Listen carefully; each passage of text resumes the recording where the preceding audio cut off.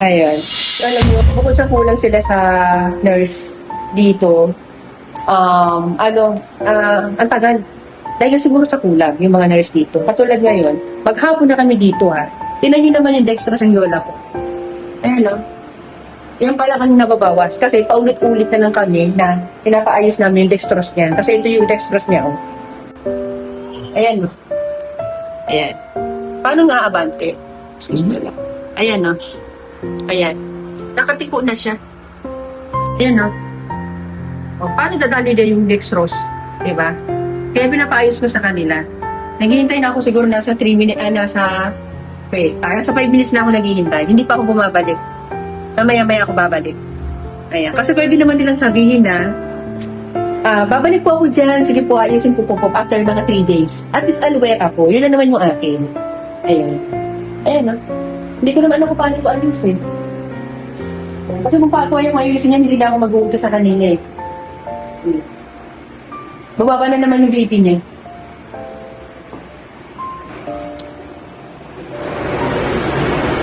Ayun. Sa akin kasi, parang kulang. Bukod sa kulang sila sa nurse, kulang sa pag-check sa mga pasyente dito. Baon na ba yung gumagana pa ba yung oxygen, ganito, ganyan-ganyan. Alam mo yun, hindi sila time to time mag-check. Talaga may oras lang, parang umaga, hapon lang. Ayun, napakasimple lang naman pala eh. Ayan lang hihilahin lang dito, lalagyan lang ng tape, tapos na. Ganun lang kasimple. Hindi, ang tagal ko naghihintay eh. Kaya tinawag ko na lang isang nurse na na umiikot. Ayan, palalagyan natin ng tape dito. Para pumasok to, ito na nga lang halos na nagsisilbi pagkain ni Lola eh. Dextrose dahil ayaw niya nga kumain.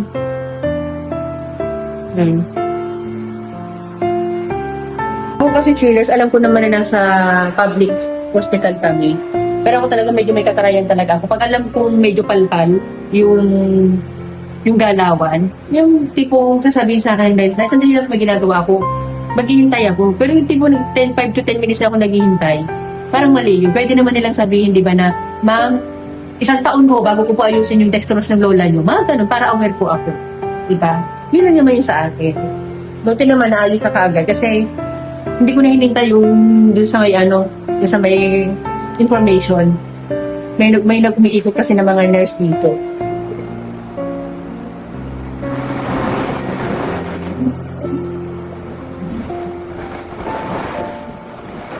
Wala kami malagyan. Hindi ko masama pagkandam na para kami laman.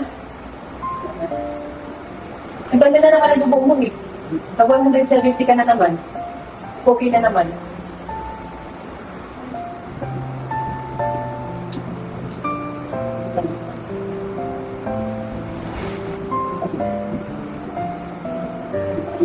Yan. Gumagana ba kayo sa ilong? Gumagana pa sa ilong, may hangin? Paano ko ito nagduduha? Ano ka naman mga alas? Hindi mga alasing ko. Kuya, sabi niya eh. Wala ko man. 3 oras ang apat na oras ang biyay. Pero ang plan siya naman, priority sila sa daan. Ito mga 3 oras. Bali ka 6 hours. Sige, sige po. Update naman kami. Sige po, yung...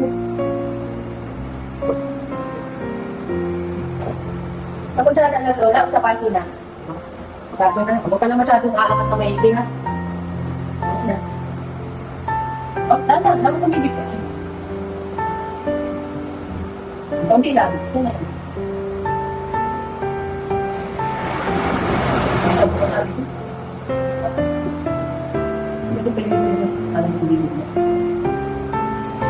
Nahilo ka na naman? Nahilo ka na naman? Nahilo ka? Pero pag nahilo ka na tubig, hindi naman. Oo. Gusto ka tubig? Tubig pa? Tubig pa? Parang pati ng pagkain ni Lola. Alam mo yung parang nakakaawa talaga. Kaya lang hindi naman siya pwedeng kumain ng solid. Yan yung pagkain niya. Kunting bawas lang. Gusto kong iparihit eh. Wala naman akong alam na pwedeng painitan dito.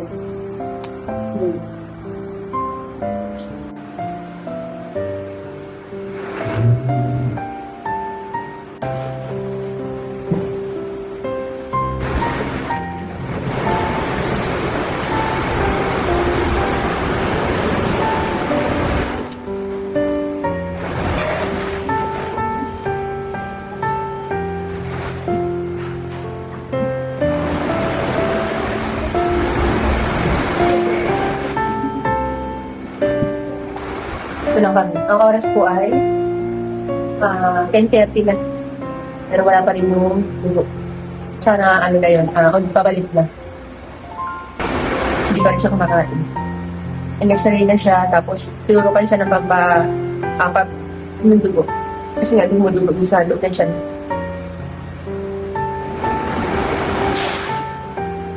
Pinasundo ko na rin sila mama. Kasi kami naman na matutulog. Ako kasi hindi na pwedeng sobrang puti kasi mabagsak lang yung immune ko. Tapos nagkakaroon ako ng mga pantan-pantan, ganyan. So, kailangan ko na rin magpahinga. Nahanap na nakatawan ko yung yung aircon. Good morning! Nandito pa rin ako ngayon sa Lopez, Quezon. At galing ako sa tindahan, karinderya. Bumili ako ng pagkain ni Lola. Pagkain na rin to nila tita. Kaso bumibili sila ng mga pangangailangan ni tita, ay ni Lola, katulad ng initan ng tubig, mga diaper, at kung ano-ano pa. Kaya marami yung pagkain. Ayan. May bukawin na isda. Tapos, doon na rin kasi sila kakain. Anyway, may rasyon naman ng pagkain dito. Pero bumili pa rin sila kasi paborito nila yung bukawin. Ayun. Kinuha ko lang to, tapos dinagdagan ko lang ng kanin tsaka sabaw para kay Lola. And then, update po kay Lola, 10 a.m. siya sasalina ng dugo. Sana, sumakto yung oras. Alam niyo naman sa Pilipinas, pag sinabing 10, 12 yan. Yun. Disclaimer lang, chillers. Dito po sa hospital na to, okay naman po yung mga nurse dito. Ang talagang, ko lang, napapansin ko lang, komento ko lang, ay talagang kulang sila sa tao. Kulang na kulang pati yung mga gamit nila, kulang sa gamit, kulang sa upgrade, alam niyo yun, mga luma na sobra. Ayan. So, expected na natin yung basta public. Ayan. So, mamaya ko na kayo ulit kayo kakausapin kasi nagugutom na daw si Lola. Wow, kala mo namang lakas kumain. Ayan. Susubuan ko na lang siya. Ayun.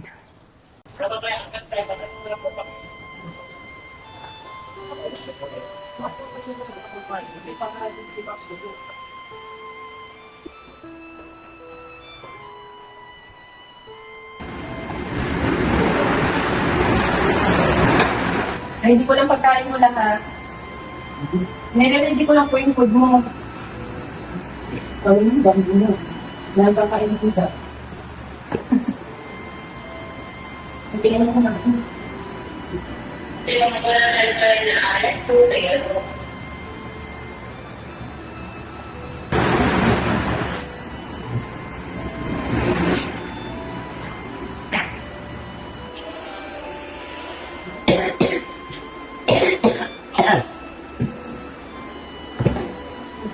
kakain na. Okay. Huwag ka nang buko ha. Ganyan ka na lang. Subukan na lang. Bakit yung may ulang pa eh? Kasi sa kopi. Oo. Kasi, pero madali talaga niya magpaano eh. Kasi nahihilo siya. Ulan na. Okay. Ito, dagdagan natin ito lahat. Yung ulo mo. Kasi baka mamaya pumunta sa lalang mo ng may kinakain mo eh. Huwag mo ka bigla. Ang phone, ano ka ba? Kasi nahihilo ka na naman yan. Ano yan? Bakain lang. Oo. May isa pa bukawin. Yan? Ayun mo tubig ka. Main ka muna ng tubig?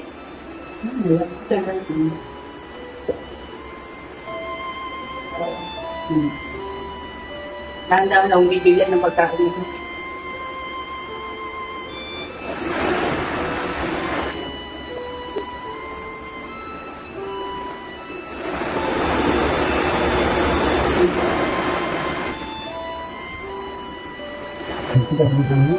Bigas? Bigas yung sabak. Hindi, dudurugin ko lang. Wait lang.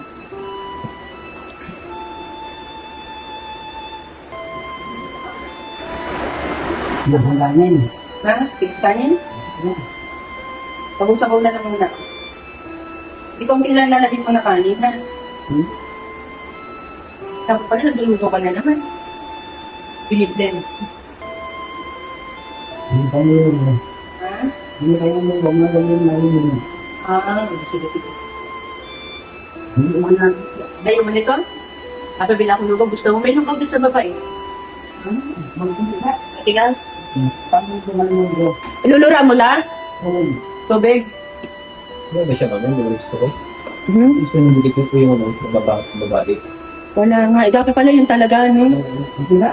Nick, bilhan mo siya ng kasuyaw sa may lugaw ako nakita doon. Gusto nyo alagay. Tapos istro, wait lang lahat, gasak lang. Parang tumalong mo. Isda. Dito yung malunok ko. Pilitin, pipili ka talaga lugaw. Matigas daw yung kanin. Hindi mo gusto yung balik. Hindi ka. Ay, papunta ka mo. Kainin mo lang. Huwag kang magpansa, tutulungan kita.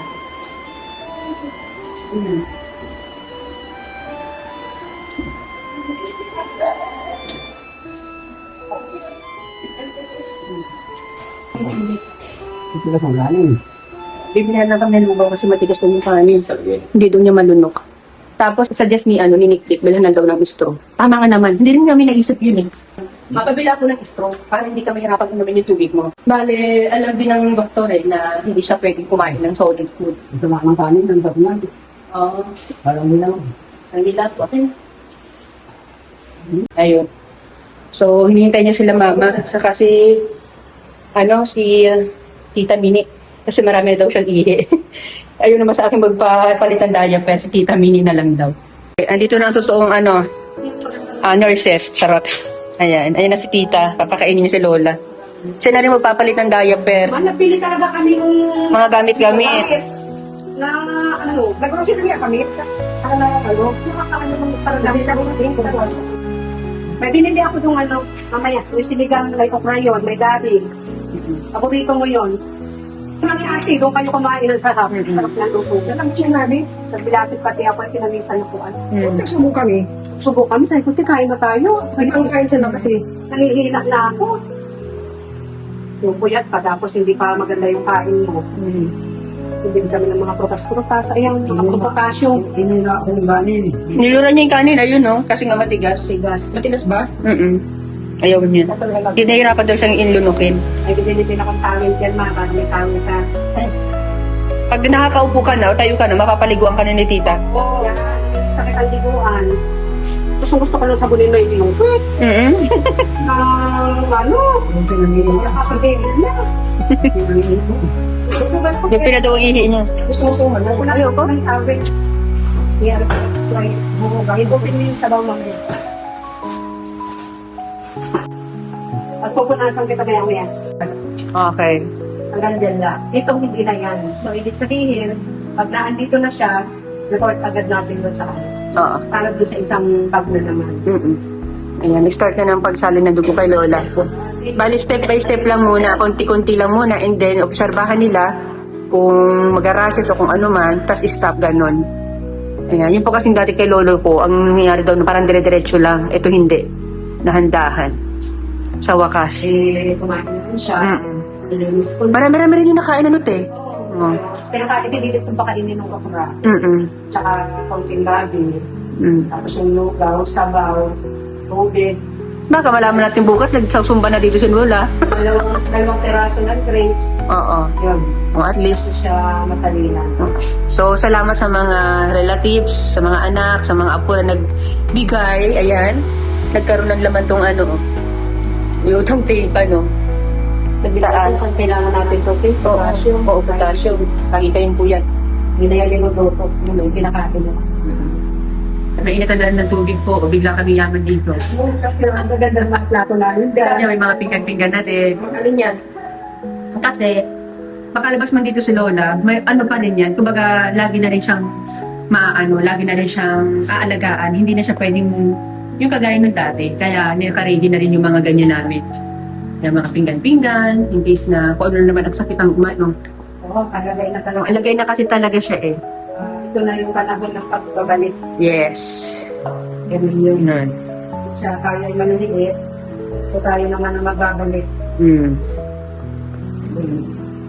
anak buhay. Yun doon. Si Jun. Tayong paraan. Ayan, kain muna.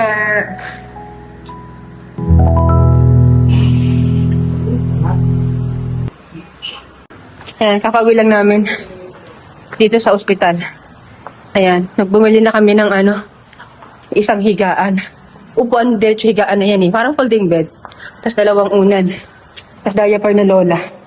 10 pieces. Yan. Yung ano dyan, di ba kape? Hmm. Kape. Yung gusto daw ni mama niya, bibilang ko na lang siya. Marami kasi kami nakikita niya sa daan. Pag bibiyahe kami. Mas mura pa, 800 lang. Eh yan, 1 po. 800 to 1,000 yun eh, parang ganun. Tapos, update nga pala kay Lola, ano siya, medyo okay na, medyo nakakausap na matino. At mas nag-aliwalas yung mukha niya. Hmm. Yan. So, yan, chillers. At uuwi na rin ako, chillers. So, Manila na rin ako. Ang oras ay, ayan, 2:45 na halos ng hapon. May kapalitan naman. May darating pang ibang mga tita ko, pinsan ko. So, yun. Kaya si Lola, pagaling siya. Pagaling ka lang, ha? Bukas kailangan, nagsusumba ka na dyan. Ayan. Lagi mo malulu. Yan. Yung kailan lang naman na dinadaing niya, wala naman iba. Makakaligo ka naman pag kaya mo naman tumayo. So hanggang 6 p.m. lang yung dugo na yan. Hindi ko alam kung kakabitan ulit ng bago kasi wala namang mas bad reaction dun sa dugo. So mukhang okay naman. Ayan. Ay, nawagas na rin. By ano pa, 4 na bag pa or 3 bag pa ang isasalin sa kanya. And good morning! Andito na ako ngayon sa Quezon City. Dito ngayon sa office. Ayan, magawa-gawa dito. Hindi pa rin tapos ang pag-DIY. Anyway, update nga po pala kay Lola. Eto na siya. Ayan. Maaliwalas na at lalabas na daw po siya bukas. Pero itong vlog na to, dinugtong ko lang po ito. Bali, 1 day na ako dito sa Manila. Hindi na ako nakapag-vlog nung pag-uwi namin. Kasi pagod na pagod po talaga. Grabe yung puyat. Anyway, si Lola ay okay naman na. Meron pa rin siyang ubo. Siyempre, ang edad talaga ni Lola po kasi ay 80 years old na siya. So, hindi natin alam kung ano pa yung mga darating na pwede niya maging sakit. Expected na po yan. Ang importante okay na siya ngayon. Nakakangiti na, medyo madaldal na din. At ang plano po nila mama, kasi ando pa si mama, iniwan ko pa siya sa Quezon. Andun din po yung mga kapatid niya, magse-celebrate po sila. Magluluto, magpapansit sila doon, ganyan. Hindi naman yung sinabi ko sa kanila. I-celebrate ninyo kasi nakaligtas si Lola. Ayun, so sa mga doktor po, sa mga nurse dyan sa Magsaysay, hospital ng Lopez, maraming salamat po. And sana po hindi kayo masyado nasungitan sa akin, ganun lang talaga ako magsalita. Kasi nakakaawa yung mga pasyente natin o pasyente po ninyo.